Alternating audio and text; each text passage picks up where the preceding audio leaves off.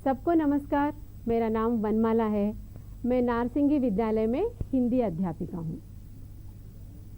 इस टीसैट चैनल के द्वारा ज्ञान दीक्षा कार्यक्रम में भाग लेने का सुनहरा अवसर प्रदान करने के लिए मैं हमारे सेक्रेटरी सर तथा उनकी पूरी टीम का हृदयपूर्वक आभार प्रकट करती हूँ। प्यारे विद्यार्थियों, कैसे हो आप सब? मुझे आशा है कि सभी अपने अपने परिवार वालों के साथ खुश और सुरक्षित है ना? आज मैं आपको एक कहानी सुनाना चाहती हूँ। एक राज्य में एक राजा रहता था। उसके राज्य में एक बार अकाल पड़ता है। अकाल माने ड्राउट।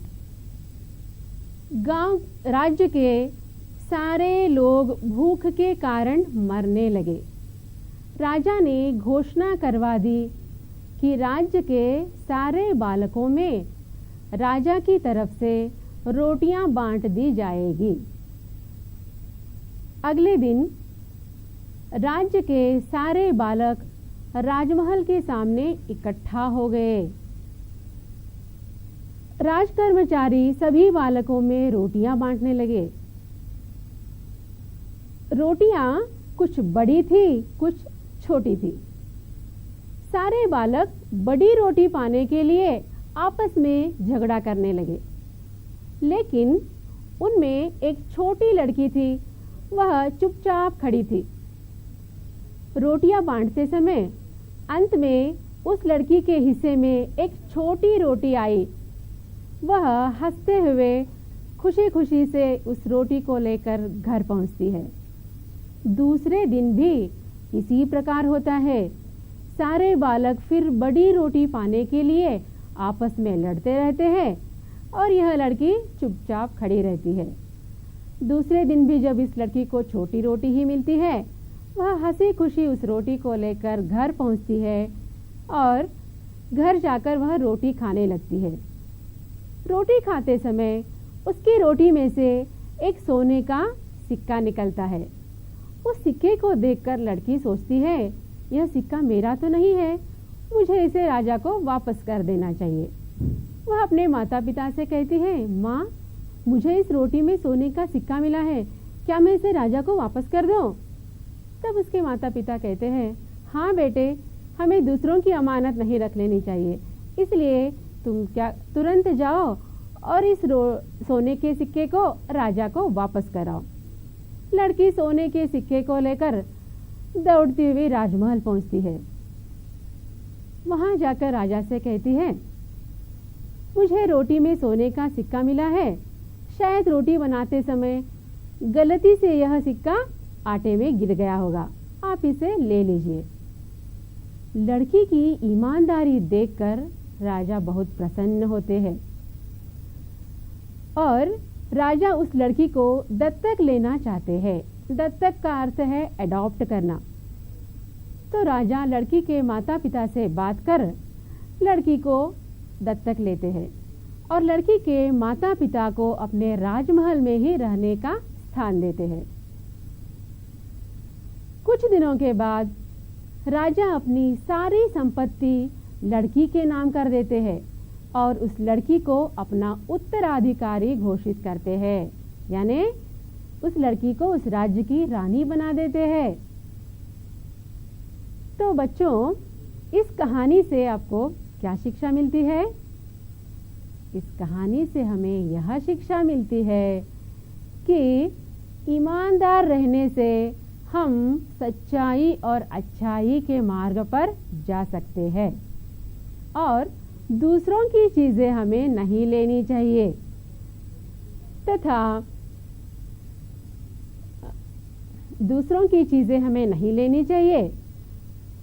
तथा ईमानदारी का फल बहुत मीठा होता है ना बच्चों?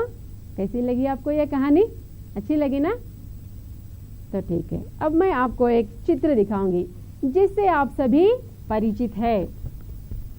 जिस तरह आप अपने परिवार में रहते हैं ना, उसी तरह का यह चित्र है।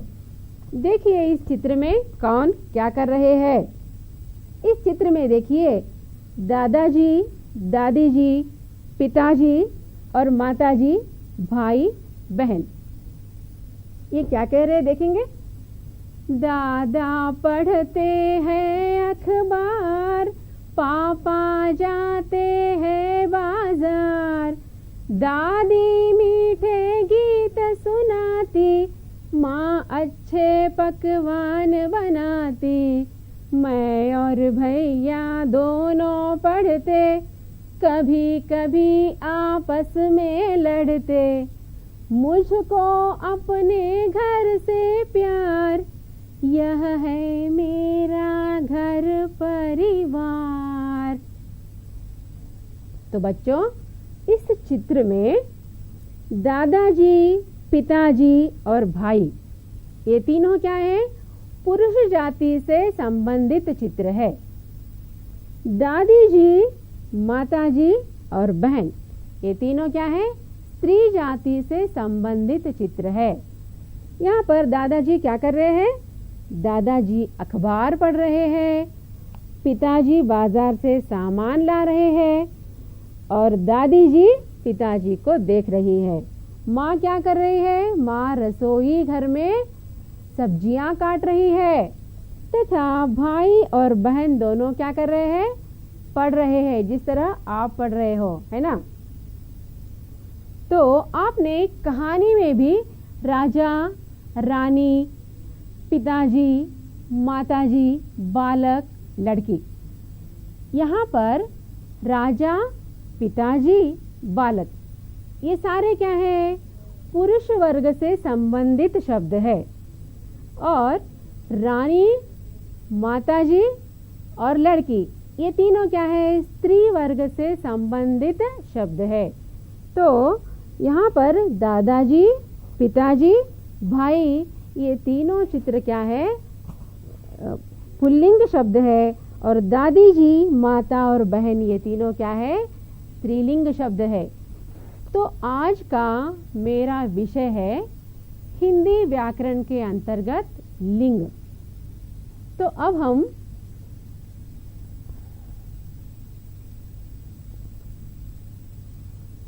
लिंग का अर्थ क्या है जानेंगे। लिंग का अर्थ है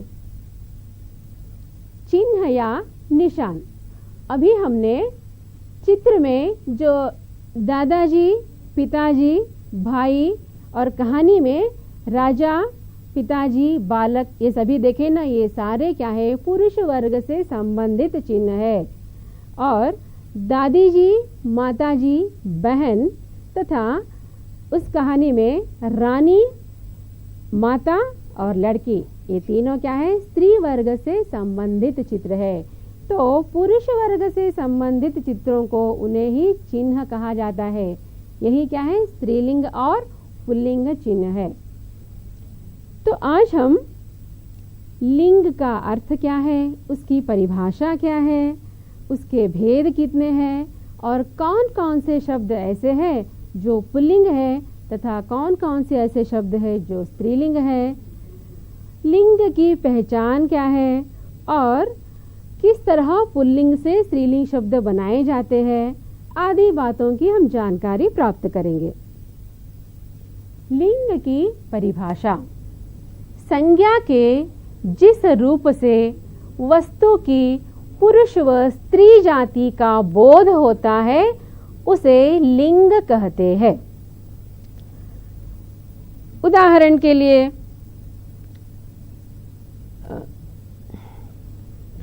हम लिंग जानने से पहले शब्द भेद के अंतर्गत कुछ विकारी शब्दों के बारे में जानकारी प्राप्त करेंगे ताकि आपको लिंग पहचानने में आसानी हो। ये विकारी शब्द का अर्थ क्या है? विकारी का अर्थ है जो शब्द लिंग, वचन तथा काल के अनुसार बदलते हैं, ऐसे शब्दों को विकारी शब्द कहा जाता है। ये शब्द है संज्ञा, सर्वनाम, विशेषण तथा क्रिया। अब हम संज्ञा की परिभाषा जानेंगे। संज्ञा का अर्थ है जो शब्द किसी व्यक्ति, वस्तु, स्थान तथा भाव का बोध कराते हैं उन्हें संज्ञा कहा जाता है। राम श्याम यह क्या है? व्यक्ति है। और मेज कुर्सी वस्तु है। तथा दया सुख दुख भाव है। तथा हैदराबाद कलकत्ता दिल्ली क्या है? स्थान है। अब सर्वनाम की परिभाषा जानेंगे। संज्ञा के स्थान पर प्रयुक्त होने वाले शब्दों को सर्वनाम कहा जाता है। इसके उदाहरण हैं यह, वह, वे, ये, मेरा, मेरी आदि। अब विशेषण की परिभाषा जानेंगे। विशेषण का अर्थ है जो शब्द संज्ञा या सर्वनाम की विशेषता बताते हैं, ऐसे शब्दों को विशेषण कहा जाता है। उदाहरण के लिए सुंदर, अच्छा, अच्छी, बड़ा, बड़ी, पुराना आदि शब्द क्या है? विशेषण के उदाहरण है। अब हम जानेंगे क्रिया की परिभाषा। क्रिया जो शब्द किसी कार्य के करने या होने का बोध कराते हैं, उन्हें क्रिया कहा जाता है। तो हिंदी भाषा में वाक्य रचना में कर्ता क्रिया का रूप कर्ता के लिंग पर ही आधारित होता है। अगर कर्ता पुल्लिंग होता है तो क्रिया का रूप भी पुल्लिंग ही होता है। अगर कर्ता स्त्रीलिंग होता है तो क्रिया का रूप भी स्त्रीलिंग ही होता है।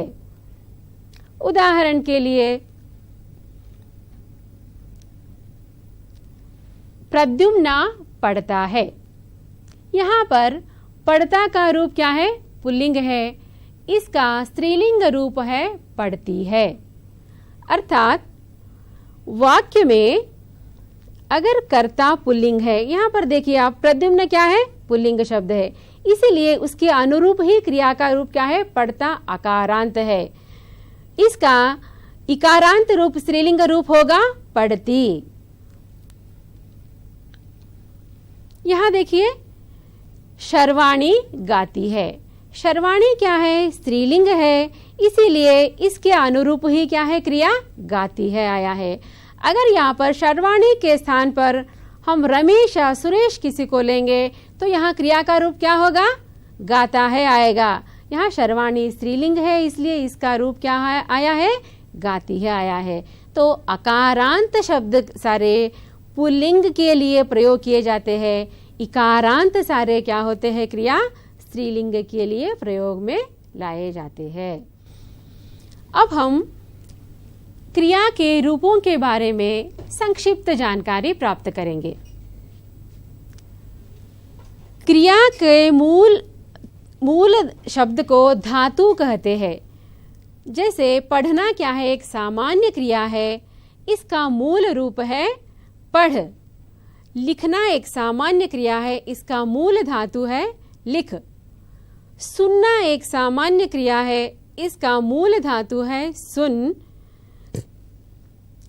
बोलना यह सामान्य क्रिया है, इसका मूल धातु है बोल।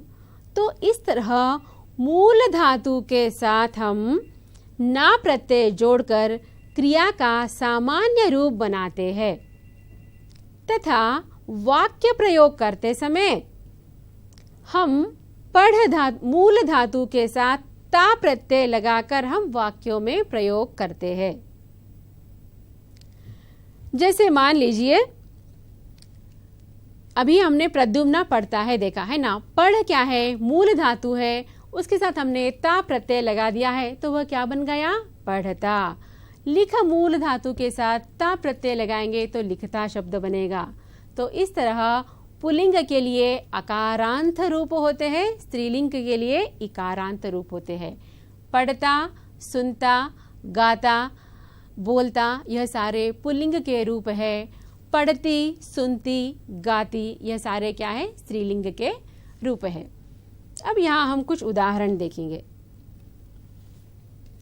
यहाँ देखिए, और लिंग की पहचान करते समय अगर हम उस वस्तु के लिंग की पहचान नहीं कर पा रहे हैं तो हमें उस शब्द के साथ मेरा, मेरी या फिर अच्छा, अच्छी विशेषण लगाएंगे तो उस शब्द के लिंग की पहचान हम कर सकते हैं।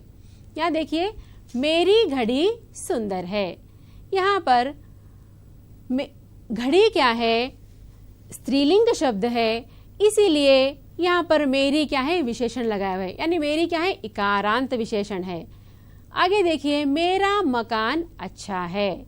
मकान क्या है? पुल्लिंग शब्द है, पुल्लिंग संज्ञा है, इसीलिए इसके साथ में मेरा क्या है? सार्वनामिक विशेषण क्या है? अकारांत लगा है।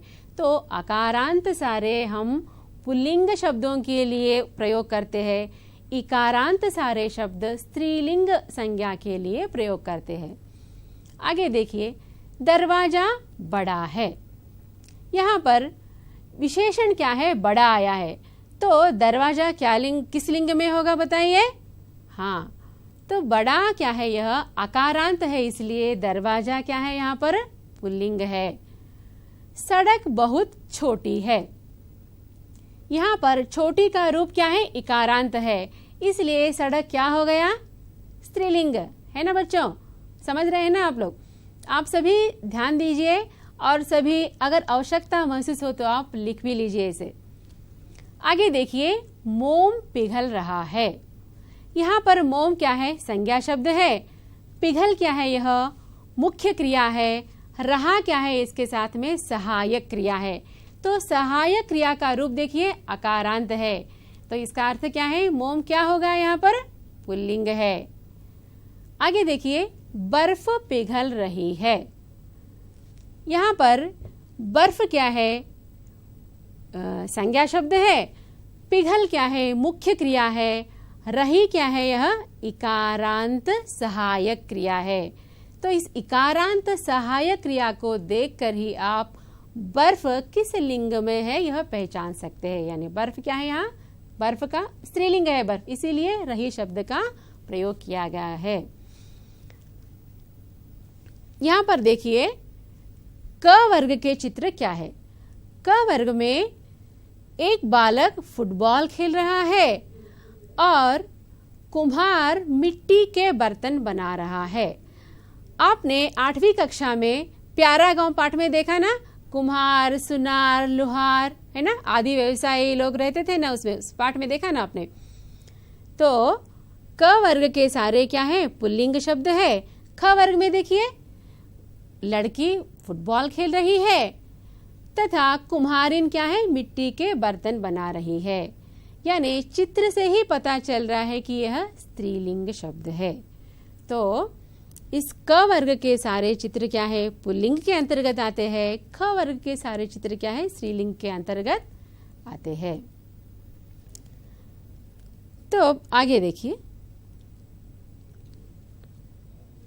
हिंदी भाषा में लिंग के 2 भेद है, हालांकि संस्कृत में 3 भेद है, पुल्लिंग, स्त्रीलिंग, नपुंसक लिंग। यहाँ पर पुल्लिंग के अंतर्गत पुरुष जाति के लोग आते हैं, स्त्रीलिंग के अंतर्गत स्त्री वर्ग के लोग आते हैं। लेकिन नपुंसक लिंग में निर्जीव वस्तु तथा अप्राणीवाचक शब्द आते हैं। लेकिन हिंदी में केवल 2 ही लिंग है, पुल्लिंग तथा स्त्रीलिंग। हिंदी में अप्राणीवाचक शब्द तथा निर्जीव वस्तुओं को भी पुल्लिंग तथा स्त्रीलिंग में ही विभाजित किया गया है।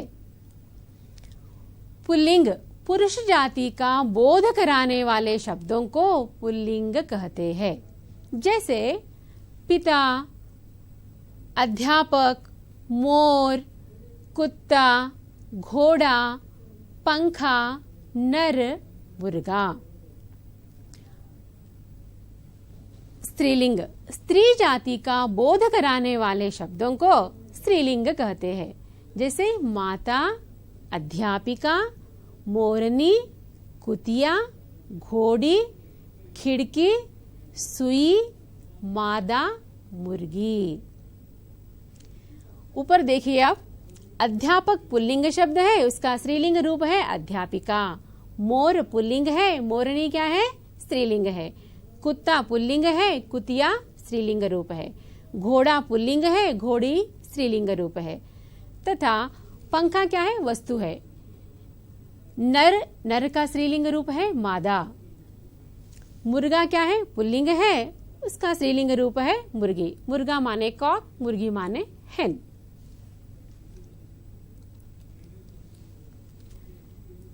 अब हम जो भी शब्द देखेंगे ना, उन सारे शब्दों से आप परिचित है।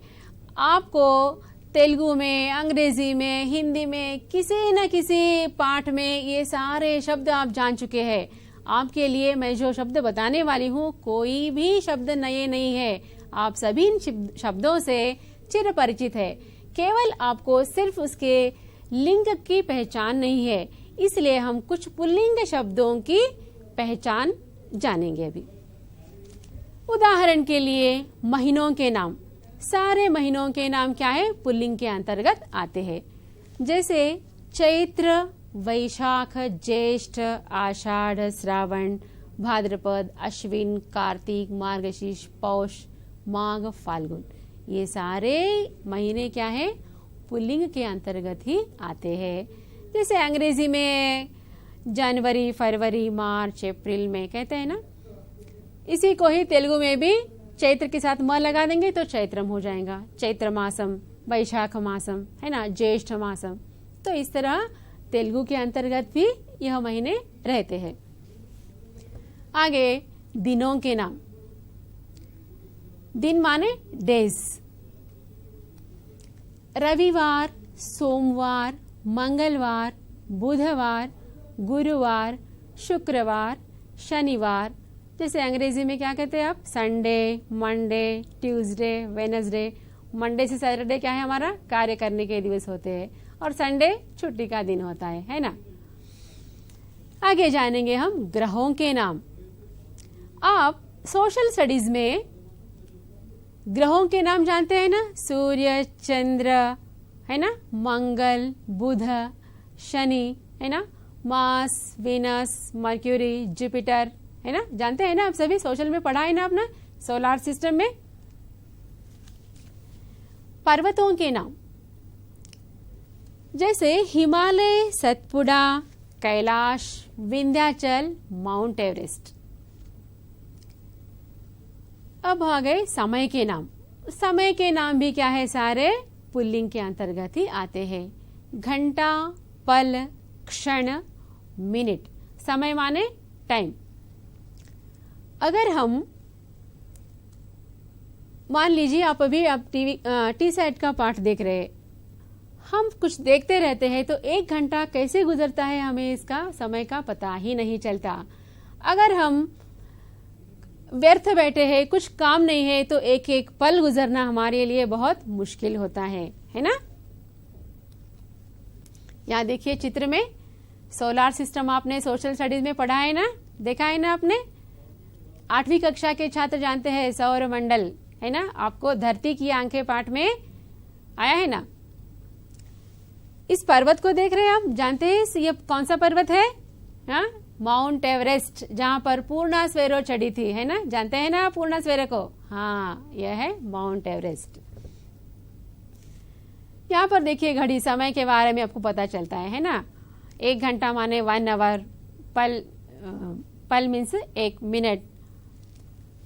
तो आगे जानेंगे फूलों के नाम। आपने 6वीं कक्षा में हिंद देश के निवासी में सारे फूलों के नाम जाने हैं, है ना छात्रों? 7वीं कक्षा के लोग बताइए कौन कौन से फूलों के नाम थे उसमें आपको पाठ में, हिंद देश के निवासी में? बेला, गुलाब, जूही, चंपा, चमेली, प्यारी प्यारी फूल गूंथे माला में एक है ना। तो ये सारे क्या है? फूलों के नाम भी क्या है? स्त्रीलिंग के अंतर्गत ही आते हैं। कमल का फूल, कमल का फूल जानते हैं आप? कमल का फूल क्या है? हमारा राष्ट्रीय फूल है यह। लोटस, गुलाब का फूल, है ना, गुलाब का फूल तो सबको बहुत पसंद है ना, बहुत सुंदर रहता है। फिर गेंदा, गेंदा जानते हैं? मैरीगोल्ड। गेंदे के फूल हम क्या करते हैं? अगर हमारे घर में कोई शुभ संदर्भ हो या कहीं इनॉग्रेशन हो तो हम क्या करते हैं? गेंदे के फूलों से सजावट करते हैं हम, है ना। मोतिया फूल, आप चित्र में देखिए, जैस्मिन, आगे जानेंगे अनाजों के नाम। इन सभी नाम के बारे में आप परिचित है, लेकिन आपको ये सारे नाम पुल्लिंग के अंतर्गत आते हैं, इसकी जानकारी नहीं है आपको, बस मैं वही बता रही हूं आपको। अनाजों के नाम क्या है? गेहूं, चावल, चना, उड़द, बाजरा। गेहूं जानते हैं, व्हीट। आप सभी हॉस्टल में पूरी खाते हैं ना संडे के दिन, हाँ, घर में भी चपाती खाते हैं, है ना? तो क्या है यह? गेहूं। गेहूं के आटे से हम चपाती, पूरी वगैरह बनाते हैं। चावल, राइस, आप तो हर दिन खाते हैं ना हॉस्टल में, चावल, है ना? चना, शनगे पप्पू। उड़द जानते हैं, उड़द दाल से हम इडली, डोसा वगैरह बनाते हैं, है ना? मिनपप्पू। बाजरा। अब है धातुओं के नाम, मेटल्स। धातु में क्या है? सोना, तांबा, पीतल, लोहा, सीसा। सोना जानते हैं, सोने से हम आभूषण बनाते हैं ना, है ना? जैसे सोने का हार बनाते हैं, चेन बनाते हैं, या फिर चूड़ी बनाते हैं, अंगूठी बनाते हैं ना सोने से। तांबा, तांबा माने क्या है? कॉपर। तांबे और पीतल की हमारे घर में घड़े होते हैं ना, घड़ों में हम पानी भर कर रखते हैं, है ना, जिसमें पानी शुद्ध होता है। लोहा, आयरन और सीसा। अब जानेंगे द्रव पदार्थों के नाम। ये भी क्या है? सारे द्रव पदार्थ क्या है? पुल्लिंग के अंतर्गत ही आते हैं। पानी, पानी तो जानते हैं, है ना? पानी, जल ही जीवन है, पानी के बिना, जल है तो कल है, पानी के बिना हम अपने जीवन की कल्पना भी नहीं कर सकते, है ना? रह सकते क्या पानी के बिना? बिल्कुल नहीं। घी, घी जानते हैं? आप हॉस्टल में गरम गरम चावल के ऊपर घी डालकर खाते हैं ना, तो उसका मजा ही कुछ और रहता है ना? हॉस्टल वाले सभी जानते हैं, है ना बच्चों? याद आया आपको? अभी तो आप घर में है, लेकिन आपको शायद हॉस्टल की याद आ रही होगी, है ना? गरम गरम चावल और उसके ऊपर घी डालना याद आ रही है ना हॉस्टल की आपको? हाँ। तेल, तेल माने ऑयल। दही, कर्ड। दूध, मिल्क। ये सारे पदार्थ आप हॉस्टल में ही जानते हैं, आप इस सभी का उपयोग कर चुके हैं, है ना? घर में भी करते हैं, है ना? तो आगे हम जानेंगे रत्नों के नाम। प्रेशियस स्टोन्स, हीरा, मोती, मूंगा, नीलम, पुखराज। हीरा माने डायमंड।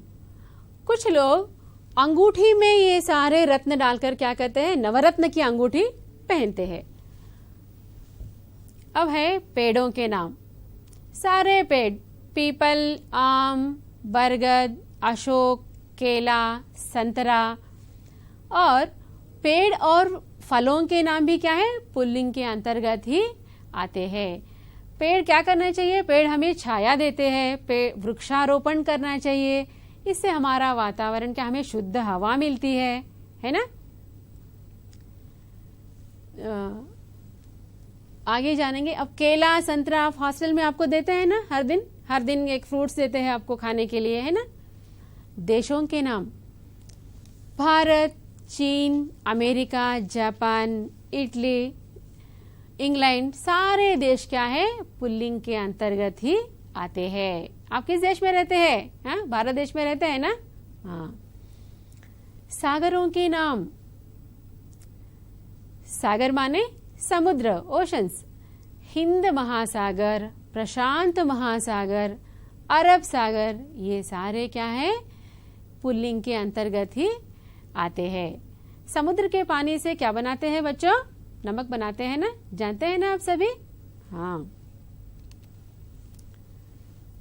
अब जानेंगे शरीर के कुछ अवयवों के नाम। शरीर माने बॉडी। हाथ, पैर, पेट, मुंह, कान, दांत, ये सारे क्या है? पुल्लिंग के अंतर्गत ही आते हैं ये सारे शब्द। यानी जो भी बड़े आकार में बड़े होते हैं सारे पुल्लिंग के अंतर्गत आते हैं, जो छोटे नाजुक होते हैं वो सारे स्त्रीलिंग के अंतर्गत आते हैं साधारणतया। वर्णमाला के कुछ वर्ण, जैसे अ, आ, फिर इसके बाद क्या है? अ, आ, केवल ई और रे, ये तीनों ही क्या है? अपवाद है। अपवाद का अर्थ क्या है, ये तीनों क्या है, पुल्लिंग नहीं है, ये तीनों स्त्रीलिंग है। बाकी अ, आ, ए, आई से लेकर ह तक सारे वर्ण पुल्लिंग के अंतर्गत ही आते हैं। केवल 3 वर्ण नहीं आते। कौन से है वो, ई और रे। आगे देखिए समूहवाचक शब्द। कुटुंब, परिवार आपका है ना, ये सभी समूहवाचक शब्द में ही आता है। दल, मंडल, सभा, वर्ग, सभा, मीटिंग। विद्यालय में हम क्या करते हैं, पेरेंट्स के साथ मीटिंग रखते हैं ना हम लोग, है ना, द्वितीय शनिवार को। तो ये सारे क्या है, समूहवाचक शब्द के अंतर्गत ही आते हैं। अब जानेंगे जिन शब्दों के अंत में अ, आ, आओ, पन, क, त्व, प्रत्यय तथा भाववाचक संज्ञाएं लगाकर भी इन सारे शब्दों को हम क्या कर सकते हैं, पुल्लिंग शब्द बना सकते हैं। जैसे अ से क्या बना है, मन। अंत में मन के अंदर क्या अस्वर आ रहा है, नहीं है, देखिए अब मन। तन, तन माने शरीर। वन, जंगल। शेर, राम। आप देखिए अंत में अ शब्द आ रहा है ना। आ, मोटा, लोटा, छाता, सोना, पैसा। देखिए आप अंत में आपको आ की मात्रा सुनाई दे रही है ना, दीर्घ आ की मात्रा है ना। मोटा, लोटा, छाता, सोना, पैसा, अंत में आ स्वर आ रहा है ना। हाँ, अभी आओ। चढ़ाओ, झुकाओ, पुलाव, बहाव। चढ़ाओ माने क्या है, महिंद्रा हिल स्कूल देखिए आप, ऊपर चढ़ाव पर है ऐसे, है ना। फिर पा से शब्द क्या है, बुढ़ापा, मोटापा। बुढ़ापा माने क्या है, ओल्ड एज। मोटापा माने ओबेसिटी। कुछ लोग देखिए बहुत मोटे होते हैं ना, तो उसे मोटे हो गए तो क्या कहते हैं, मोटापा आना कहते हैं। आवा, दिखावा, यानी शो पुटअप। कुछ लोग दिखावा करते हैं ना, मतलब कुछ आता नहीं है, ऊपर से दिखावा करते हैं, उसे दिखावा कहा जाता है। चढ़ावा, हम मंदिर में क्या करते हैं, भगवान को कुछ प्रसाद चढ़ाते हैं, उसको चढ़ावा कहा जाता है। भुलावा यानी भूल जाना कुछ भी। पन, बचपन, लड़कपन, अपनापन, पागलपन। इस तरह के शब्द आपको इंग्लिश में भी आते हैं। Child, childhood. जैसे बचपन है ना, बचपन, बच्चा माने चाइल्ड, बचपन माने चाइल्डहुड अंग्रेजी में। तो इस तरह ये सारे शब्द आपको अंग्रेजी में भी रहते हैं, केवल हिंदी में ही रहते हैं ऐसा मत समझिए, अंग्रेजी में भी रहते हैं। आप सभी इसको जानते हैं। तो क्या है ये पन से, बचपन, लड़कपन, अपनापन, पागलपन। आगे है क अंत में आने वाले शब्द से। गायक, गायक माने क्या है, सिंगर। नायक, नायक माने क्या है, हीरो, मतलब एक्टर। बालक, बालक मीन्स बॉय। लेखक, राइटर। नर्तक, डांसर। तो ऐसे मनुष्यत्व, पुरुषत्व, फिर क्या है, स्त्रीत्व, ममत्व, फिर क्या है, अस्तित्व। ये सारे त्व अंत में आने वाले शब्द सारे क्या है, पुल्लिंग के अंतर्गत आते हैं। इस तरह प्रत्यय तथा भाववाचक संज्ञाओं से भी हम पुल्लिंग शब्द बना सकते हैं। ये सारे शब्द आपको परीक्षा में काम आएंगे। ध्यान दीजिए, ध्यान से सुनिए, लिख लीजिए, क्योंकि परीक्षा में इसी तरह के शब्द आपको आएंगे और आपको लिखना पड़ेगा, है ना। इसलिए आप अच्छी तरह से याद रख लीजिए। अभी आगे है दान, खान, वाला आदि से अंत होने वाले शब्द भी क्या है, पुल्लिंग के अंतर्गत ही आते हैं। जैसे खानदान, पीकदान, दवाखाना, हाँ, जेल खाना, कारखाना, कारखाना माने फैक्ट्री, दवाखाना जानते हॉस्पिटल, दूध वाला, दूध वाला जानते हमारे घर पर कैन लेकर आता है ना दूध वाला, दूध डालने के लिए, है ना। दुकान वाला, शॉपकीपर। तो ये सारे क्या है, दान, खान, वाला आदि से अंत होने वाले सारे शब्द पुल्लिंग के अंतर्गत ही आते हैं और इस तरह के शब्द आपको परीक्षा में पूछे जाएंगे। दान वाला अंत होने वाले शब्दों से आप नए शब्द बनाइए।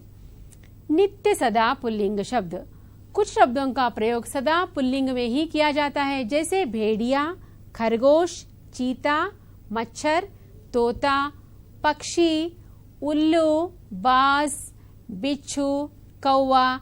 इनके लिंग बदलते समय मादा शब्द लिखना चाहिए, यानी ये शब्द क्या है, नर शब्द है। इनके स्त्रीलिंग लिखते समय इनके साथ मादा जोड़कर शब्द लिखना चाहिए।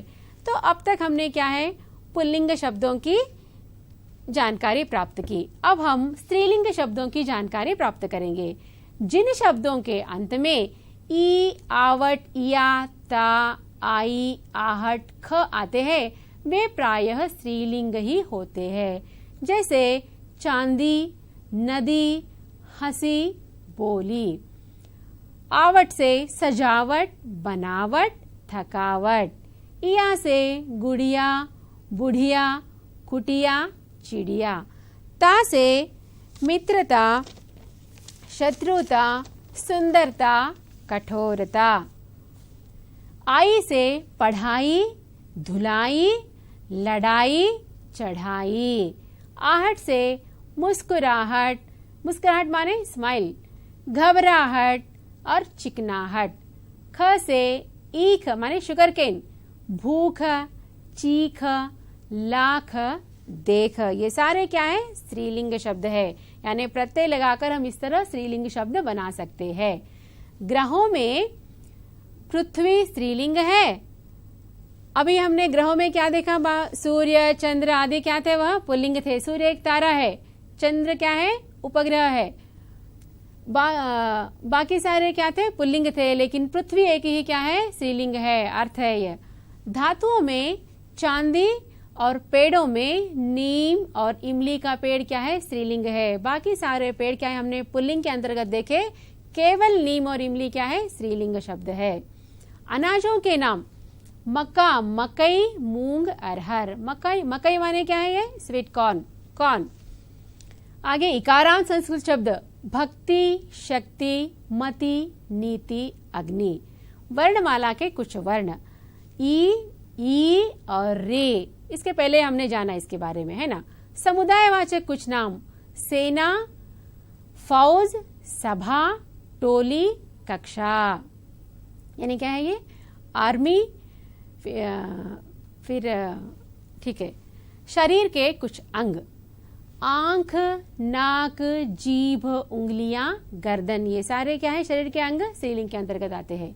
नदियों के नाम, कृष्णा, गंगा, सरस्वती, गोदावरी, यमुना। इस चित्र में देखिए नदियों का पानी कितना स्वच्छ है। देखिए, हमें हमारे पीने के पानी का स्रोत ये नदियां ही है, इसलिए हमें नदियों को क्या करना चाहिए, स्वच्छ रखना चाहिए, प्रदूषित नहीं करना चाहिए। भाषाओं और लिपियों के नाम, संस्कृत, हिंदी, मराठी, पंजाबी। ये सारे भाषा क्या है, पुल्लिंग के अंतर्गत आते हैं और इनकी लिपियां है, संस्कृत, हिंदी, मराठी की लिपि है देवनागरी और पंजाबी की लिपि है गुरुमुखी और अंग्रेजी की लिपि है रोमन। नक्षत्रों के नाम, अश्विनी, भरणी, रोहिणी, कृतिका। ये सारे नक्षत्र क्या है, स्त्रीलिंग के अंतर्गत ही आते हैं। आपको तेलुगु में भी यही नाम रहते हैं। यह वास्तव में संस्कृत के शब्द है। तिथियों के नाम, पूर्णिमा, अमावस्या, एकादशी, द्वादशी, त्रयोदशी, चतुर्दशी। ये सारे तिथि क्या है, संस्कृत के ही नाम है। ये सारे स्त्रीलिंग के अंतर्गत ही आते हैं। कुछ आभूषण और परिधान, चूड़ी, बिंदी, अंगूठी, साड़ी। इन शब्दों से ही पता चल रहा है कि ये स्त्रीलिंग शब्द है ना। हाँ, चुन्नी, टोपी, धोती आदि क्या है, स्त्रीलिंग के अंतर्गत आते हैं। नित्य सदा स्त्रीलिंग शब्द, कुछ शब्दों का प्रयोग सदा स्त्रीलिंग में ही किया जाता है, जैसे कोयल, मैना, कोयल माने कुकू बर्ड, मैना, मछली, मक्खी, चील, तितली। विशेष कुछ शब्द ऐसे होते हैं जो स्त्रीलिंग और पुल्लिंग दोनों रूपों में प्रयोग किए जाते हैं। उदाहरण के लिए राष्ट्रपति, उपराष्ट्रपति, प्रधानमंत्री, गवर्नर, मुख्यमंत्री, सेक्रेटरी, डॉक्टर, वकील, चित्रकार, पत्रकार, प्रोफेसर, लेक्चरर आदि। उदाहरण के लिए हमारे राष्ट्रपति श्रीमान रामनाथ कोविंद जी है तथा 2007 से 2012 तक हमारी राष्ट्रपति श्रीमती प्रतिभा पाटिल जी थी। हमारे प्रधानमंत्री, वर्तमान प्रधानमंत्री श्रीमान नरेंद्र मोदी जी है तथा 1980 से 84 तक श्रीमती इंदिरा गांधी जी हमारी प्रधानमंत्री थी। मुख्यमंत्री, हमारे वर्तमान तेलंगाना के मुख्यमंत्री है श्रीमान के चंद्रशेखर राव जी तथा पश्चिम बंगाल की मुख्यमंत्री है ममता बनर्जी, श्रीमती ममता बनर्जी तथा हमारे सेक्रेटरी है श्री RS प्रवीण कुमार जी तथा 2007 में हमारे सेक्रेटरी थी श्रीमती सुधा रानी जी। तो इस तरह यह पद नाम क्या है, पुल्लिंग और स्त्रीलिंग दोनों रूपों में प्रयोग किए जाते हैं।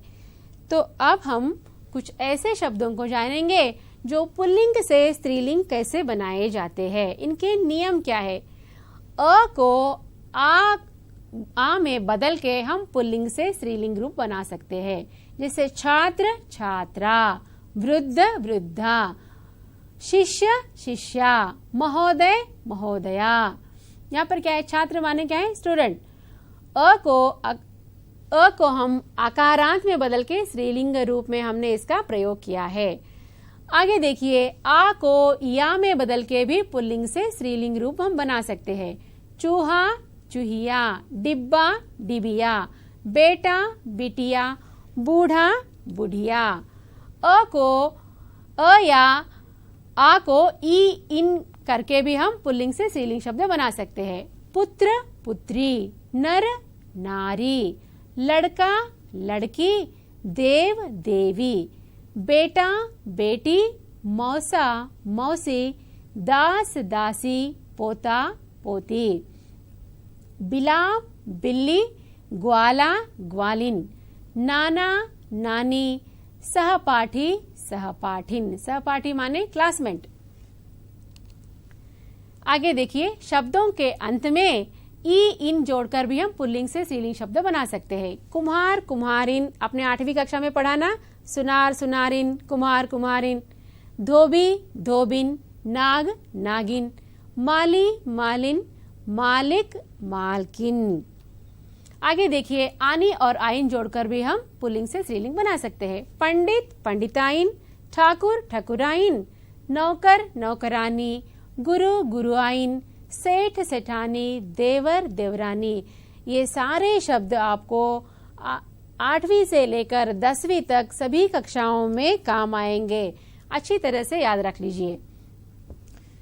शब्द अब देखिए, शेर, शेरनी, मोर, मोरनी, सिंह, सिंहनी, याचक, याचिका, ऊंट, ऊंटनी, मजदूर, मजदूरनी, अध्यापक, अध्यापिका, नायक, नायिका, लेखक, लेखिका, सेवक, सेविका आदि शब्द भी क्या है, पुल्लिंग से स्त्रीलिंग शब्द बनाए जा सकते हैं। अब अंत में देखिए, कुछ ऐसे शब्द जो लिंग परिवर्तन में बिल्कुल ही बदल जाते हैं। अब तक हमने क्या देखा, जैसे प्रत्यय लगाकर हमने पुल्लिंग से स्त्रीलिंग शब्द बनाए हैं, लेकिन अब देखिए ये बिल्कुल भी क्या है, अलग है। लिंग बदल परिवर्तन में शब्द बिल्कुल बदल जाते हैं। पिता, माता, राजा, रानी, बैल, गाय, ससुर, सास, विद्वान, विदुषी, आदमी, औरत, पति, पत्नी, बादशाह, बेगम। ये सारे आप अच्छी तरह से याद रख लीजिए, आपको परीक्षा में काम आएंगे। अच्छा बच्चों, अब तक हमने बहुत कुछ सुना, बहुत पढ़ा, देखा, लेकिन हम कितना समझ पाए हैं, कितना हमको याद है, इसकी जांच करने के लिए यहाँ पर मैंने आपको 2 प्रश्न दिए हैं। यह आपके परियोजना कार्य है। देखिए प्रश्न, देखिए यहाँ पर प्रश्न देखिए, शब्दों के अंत में अ, आ, ई, इन, नी जोड़कर 15 स्त्रीलिंग शब्द बनाइए। फिर से देखिए, सुनिए प्रश्न। शब्दों के अंत में अ, आ, ई, इन, नी जोड़कर 15 स्त्रीलिंग शब्द बनाइए। दूसरा प्रश्न है, पुल्लिंग शब्दों के 5 उदाहरण लिखिए। दूसरा प्रश्न है, पुल्लिंग शब्दों के 5 उदाहरण लिखिए। तो छात्रों, आज हमने व्याकरण के अंतर्गत लिंग के 2 भेद जाने, लेकिन सामाजिक जीवन में लड़का लड़की के बीच में भेदभाव मत कीजिए। लड़का लड़की है एक समान, दोनों को दो पूरा सम्मान। न लड़का ऊपर है न लड़की कम है, दोनों में ही कुछ कर दिखाने का दम है। स्त्री पुरुष में रखो समानता, समाज में नहीं फैलेगी विषमता। ठीक है। अब तक ध्यान से पाठ सुनने के लिए आप सभी को बहुत बहुत धन्यवाद।